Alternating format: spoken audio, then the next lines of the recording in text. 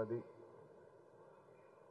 అని మనమందరూ ప్రజలకు చెప్పేటువంటి ఒక ప్రయత్నానికి ఇక్కడ అంకురార్పణ. గతంలో మేనిఫెస్టో మాత్రమే అనేవాళ్ళం, మనకు బాగా కలిసి వచ్చింది. కర్ణాటకలో తెలంగాణలో బాగా కలిసి వచ్చింది గ్యారంటీస్ అనేటువంటివి. సో ఆ గ్యారంటీలు అక్కడ కాంగ్రెస్ పార్టీ ఇచ్చిన తర్వాత ప్రజల్లో విశ్వాసం వచ్చింది. ఒక కర్ణాటకలో అయితే ఒక ఏడాది అయింది, ఇక్కడ దాదాపు 6 మాసాలు అవుతోంది. తెలంగాణలో అద్భుతమైనటువంటి పరిపాలన కాంగ్రెస్ పార్టీ అక్కడ అందిస్తోంది, ఆ 2 రాష్ట్రాల్లో కూడా. అదే స్ఫూర్తిని మన రాష్ట్రంలో మన అధ్యక్షురాలు, ఈవెన్ కేంద్రంలో కూడా ఏఐసిసి కూడా దేశానికంతా కూడా కొన్ని గ్యారంటీలు ఇస్తా ఉంది. మళ్ళీ డీటెయిల్డ్గా గ్యారంటీలు అనేవి కొన్ని ప్రధానమైనటువంటి, యువకులకు ఏమి గ్యారంటీ, మహిళలకు ఏమి గ్యారంటీ, రైతులకు ఏమి గ్యారంటీ, కూలీలకు ఏమి గ్యారంటీ, ఇవి కొన్ని సినాప్సిస్ మాదిరి డీటెయిల్డ్గా మళ్ళీ వస్తాయి. అది మేనిఫెస్టో వస్తుంది. అది మేనిఫెస్టో కూడా మన రాష్ట్రానికి సంబంధించి పళ్ళం రాజు గారు వాళ్ళ నేతృత్వంలో తయారైంది. అధ్యక్షురాలు త్వరలోనే అది కూడా విడుదల చేస్తారు. వీటిని వెంటనే మనం ముందు తీసుకెళ్ళాలి. మొన్ననే సిడబ్ల్యూసి మీటింగ్లో ఢిల్లీలో ఆమోదం పొందినటువంటివి ఈ గ్యారంటీలను ప్రజలకు తీసుకెళ్ళాలి. ఒక చిన్న ఉదాహరణ, ఒక 2 నిమిషాలు నేను చెప్పాలి మీకు. 1999లో రాజశేఖర్ రెడ్డి గారు పిసిసి ప్రెసిడెంట్గా ఉండి రైతులకు ఉచిత కరెంటు అనేటువంటి నినాదాన్ని, అటువంటి హామీను ప్రజలకు ఇవ్వాలి అని గట్టి ప్రయత్నం చేసినారు. కాంగ్రెస్ పార్టీలో అంతర్గతమైనటువంటి ప్రజాస్వామ్యం ఎక్కువగా కాబట్టి దాన్ని ఢిల్లీలో అప్రూవల్ తీసుకొని రావడానికి, ఇది మనది రీజనల్ పార్టీ కాదు, కాంగ్రెస్ పార్టీ ఏమి చెప్పినా పైన అప్రూవల్ ఉంటుంది దానికి. ఆ రోజు తీసుకొని రావడానికి చాలా ఆలస్యమైంది. ఎంత ఆలస్యమైందంటే ఆల్మోస్ట్ ఇంకా మనం నామినేషన్ విత్డ్రాయల్ వరకు కూడా మనకు అది క్లియర్ కాలేదు. దాంతో మనకు ఆ రోజు పెద్ద నష్టం జరిగింది. ఇక్కడ ఒక విడత ఎలక్షన్ జరిగితే మళ్ళీ తెలంగాణలో మళ్ళీ విడత ఎలక్షన్ జరిగింది. మొదట విడత జరిగినటువంటి ఎలక్షన్ ఈ ప్రాంతంలో ఏదైతే ఉందో ఆ ఉచిత కరెంట్ అనే దాన్ని ప్రజల్లోకి మేము సరిగా తీసుకెళ్ళలేకుండా పోయినాం. సమయం లేదు 15 రోజులు ఎలక్షనీరింగ్కే సరిపోతుంది. దాన్ని మేము ప్రజల్లోకి తీసుకెళ్లడంలో ఆ రోజు జాప్యం వల్ల, మా చేతకాంతనం వల్ల కాదు, జాప్యం వల్ల మేము తీసుకెళ్ళలేకుండా పోయినాం. కానీ సెకండ్ ఫేజ్ తెలంగాణలో జరిగింది. సెకండ్ ఫేజ్ లో మెరుగైన రిజల్ట్స్ వచ్చింది. ఎందుకంటే అక్కడ కొంత టైం ఎక్కువ మరో 10 రోజులు ఎక్కువ టైం దొరికింది కాబట్టి. అయినా ఆ రోజు మనం గెలవలేకుండా పోయినాం. కానీ వదలలేదు కాంగ్రెస్ పార్టీ. రాజశేఖర రెడ్డి గారు ఆ రోజు పిసి ప్రెసిడెంట్గా ఉన్నా, మళ్ళీ సిఎల్పి లీడర్ అయినా, మేమందరం కూడా ఎమ్మెల్యేలుగా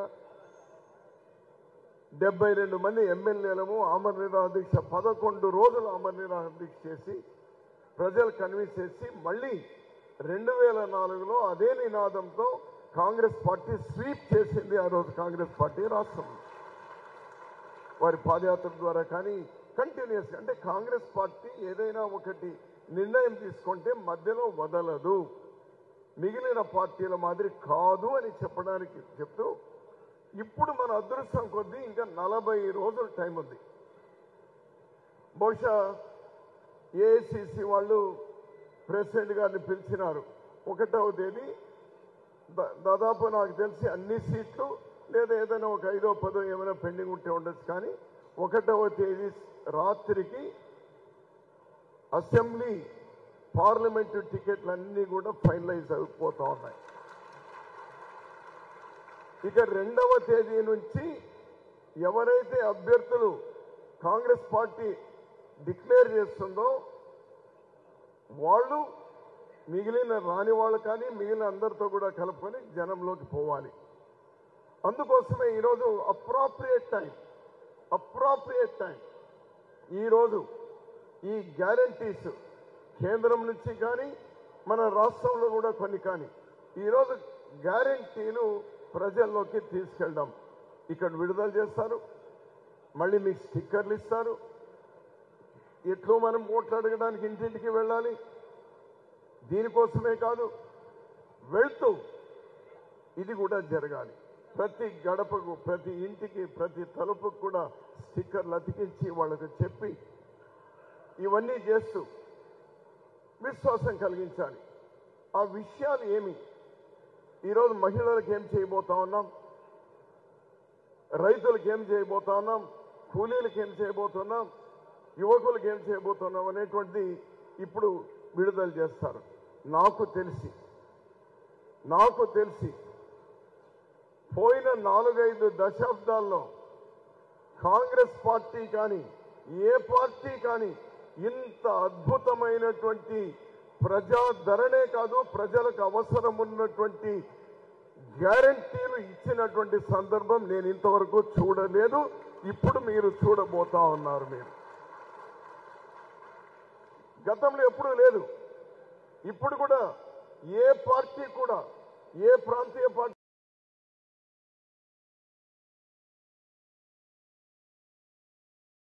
స్పృహకు రానటువంటివి ఈ రోజు ఇప్పుడు విడుదల చేయబోతా ఉన్నాం. ఇది ఆషామాషిగా అయింది కాదు. రాహుల్ గాంధీ గారు 10,000 కిలోమీటర్లు ఈస్ట్ వెస్ట్ నార్త్ సౌత్ వాళ్ళు వెళ్ళి అందరితో మమేకమై అక్కడ వచ్చినటువంటివి, ఆ రోజు రాజశేఖర రెడ్డి గారు పాదయాత్ర ద్వారా వచ్చినటువంటివి ఏ విధంగా అయితే ప్రజలకు ప్రజారంజకమైనటువంటి ప్రజల అవసరం ఉంది, రాష్ట్ర అవసరం ఉన్నటువంటివి తీసుకొచ్చినారో ఈ రోజు రాహుల్ గాంధీ గారు ఆ విధంగా తీసుకొని వచ్చినారు. దానికి తోటి మన రాష్ట్ర అవసరాలు ఈరోజు మనం ప్రత్యేకంగా కృతజ్ఞత చెప్పాలి. ఎందుకంటే సిడబ్ల్యూసీ మీటింగ్ లో నేను, పళ్ళం రాజు గారు, రుద్రరాజు గారు ఉన్నాము. బహుశా ఒక రాష్ట్రానికి సంబంధించి వినాలి మీరందరూ. బాబు విను, మళ్ళీ మీరు వెళ్ళి చెప్పాలి. ఇంతవరకు నాకు తెలిసి కాంగ్రెస్ పార్టీ జాతీయ స్థాయిలో ఒక రాష్ట్రానికి సంబంధించినటువంటి ఒక పర్టికులర్ విషయాన్ని మేనిఫెస్టోలో పెట్టిన సందర్భం నాకు ఇంతవరకు గుర్తులేదు. ఫస్ట్ టైం నిన్న ఏఐసిసి మేనిఫెస్టోలో కేంద్రంలో కాంగ్రెస్ అధికారంలోకి వస్తూనే ప్రత్యేక హోదాను ఆంధ్రప్రదేశ్కి ఇవ్వడం జరుగుతుంది.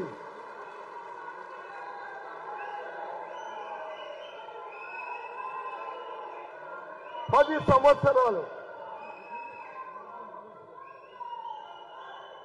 సంవత్సరాలు ప్రత్యేక హోదా ఆంధ్రప్రదేశ్కి ఇవ్వడం జరుగుతుంది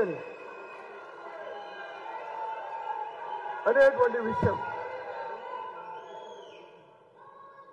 అంటే కాంగ్రెస్ పార్టీ యావత్ దేశం ఈరోజు మన వైపు చూస్తా ఉన్నారు. గాడి తప్పినటువంటి రాష్ట్రం, ఓ 5 ఏళ్ళు వాళ్ళు, ఓ 5 ఏళ్ళు వీళ్ళు, ఇప్పుడు మళ్ళీ ఈరోజు గాడి మీద తీసుకొని రావాలి. దీనికోసం చేస్తున్నటువంటి ప్రయత్నం. చివరిగా నేను మిమ్మల్ని అందరినీ కోరేది ఒకటే, 1500 మంది అప్లికేషన్లు వేసినారు. కానీ టికెట్ వచ్చేది 200 మందికి మాత్రమే. అంటే 1400 కాదు, ఎంత 1200 మంది 1300 మందికి టికెట్లు రావడం లేదు. ఇది వాస్తవం. It's a fact, it's a reality. సీట్లు పోతే ఇంకొన్ని తగ్గుతాయి. వచ్చినా రాకున్నా రాష్ట్రం కోసం, రాష్ట్ర భవిష్యత్తు కోసం అల్టిమేట్ గా రాహుల్ గాంధీ గారిని ప్రధాని చేయాలి అనేటువంటి లక్ష్యంతో మనమందరం కూడా పనిచేద్దాం. ఆ విధంగా పనిచేద్దామని ఇప్పుడు ఏవైతే విడుదల చేయబోతా ఉన్నారో ఈ గ్యారంటీని ప్రతి ఒక్కరికి తీసుకెళ్లేటువంటి ప్రయత్నం గట్టిగా మనస్సు పెట్టి గట్టిగా చేయండి అని మిమ్మల్ని అందరినీ కోరుతూ 1వ తేదీ రాత్రి లేదా 2వ తేదీ విడుదల కాబోతోంది. మళ్ళీ మేము కూడా మా ప్రాంతాల్లో ఇంకా ఎలక్షనీరింగ్ చేసుకోవాల్సి ఉంటుంది. కాబట్టి ఎవరైనా పిలిస్తే లేకపోతే పార్టీ ఏదైనా అప్పచెప్తే వస్తాం, కానీ లేకపోతే ఎవరెవరి ప్రాంతాల్లో వాళ్ళు పని చేసుకోవాల్సి ఉంటుంది. ఎవరికైతే టికెట్లు ఖరారు కాబోతా ఉన్నాయో మల్లికార్జున ఖర్గే గారు వాళ్ళ నేతృత్వంలో ఫైనలైజ్ కాబోతున్నాయో వాళ్ళందరికీ కూడా ముందుగానే నేను మీ అందరికి కూడా అభినందనలు, శుభాకాంక్షలు. మంచి జరగాలి. త్వరలోనే ఉగాది రాబోతోంది. ఉగాది శుభాకాంక్షలు కూడా మీకు అందరికి కూడా మనవి చేస్తూ మీలో మేము కోరుకునేది ఒకటే, మీలో అసెంబ్లీలో ఎంట్రీ కావాలి, మీరు పార్లమెంట్లో ఎంట్రీ కావాలి. ఈ విధంగా బయట మీటింగ్లు పెట్టుకుంటాం. మన వాయిస్ వినాలంటే అసెంబ్లీలో పార్లమెంట్లో మన వాయిస్ ఉండాలి. దానికోసం మీరు గట్టిగా పనిచేయండి, నిజాయితీగా పనిచేయండి, గెలుపు కోసం పనిచేయండి. పోటీ చేసే ప్రతి ఒక్కరు గెలవడు, సాధ్యం కాదు, ఇట్స్ ఇంపాసిబుల్. చివరిగా ఢిల్లీలో నాకు తెలిసి నా అబ్జర్వేషన్, ఢిల్లీలో బీజేపీ గవర్నమెంట్ రాదు.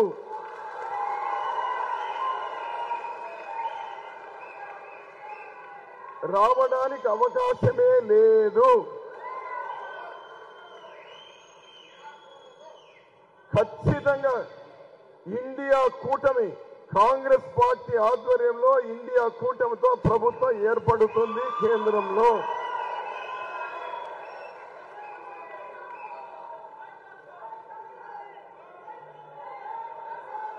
ఒక్కసారి